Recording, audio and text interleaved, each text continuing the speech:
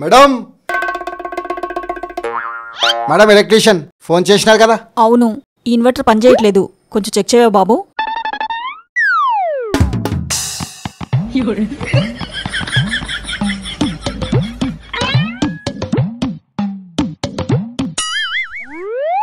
Okay madam, చేసేస్తా. 2000 అవుతుంది. 2000? అవును మేడం, లోపల వేయాలన్నీ డిస్టర్బ్ అయిపోయినాయి. సరే, మా ఆయనకి ఫోన్ చేసి కనుక్కొని చెప్తా ఉండు.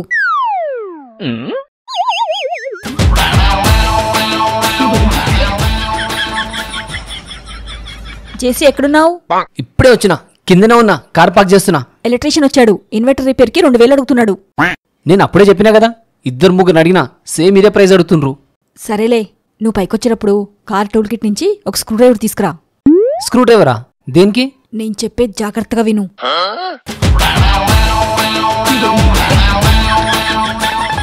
అర్థమైందిగా, త్వరగా రా.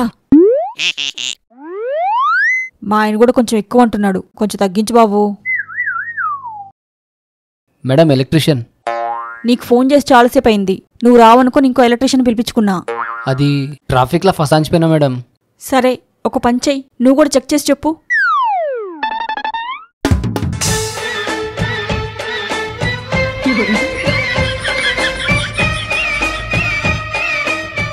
టెన్షన్ లేదు మేడం, చిన్న పనే అయిపోతుంది. ఎంత అవుద్ది?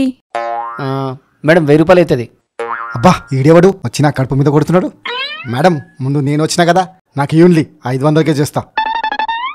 సరే, సారీ బాబు, ముందు ఈయన వచ్చాడు కాబట్టి ఈయనతో చేయిస్తాను, నువ్వు అందాక వెయిట్ చెయ్యి. ఈయన చేయలేకపోతే అప్పుడు నీతో చేయిస్తా. సరే మేడం. నువ్వు పని మొదలుపెట్టు.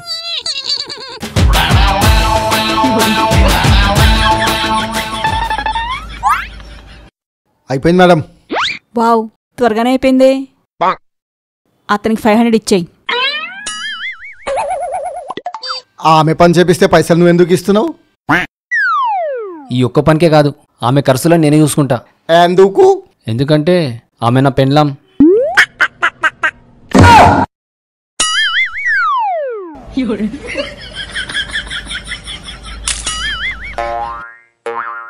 ఏందన్నా నీ పెళ్ళాం దిమాకు? ఇది నీకు ఫస్ట్ టైం ఏమో, ఇట్లా నేను రోజు బేవోష్ అవుతుంటా. నువ్వు వడిపోతే నీ ముఖం మీద నీళ్ళు కొట్టనికే నేనున్నా, నేను వడిపోతే నా ముఖం మీద నీళ్ళు కొట్టడానికి కూడా ఉండడు. ఈడు మళ్ళా పడిపోయింది కదా. జేసీ, అతనికి 500 ఇచ్చేస్తే వచ్చి బ్యాలెన్స్ 1500 నాకు ఇవ్వు. నేను పడిపోయినా.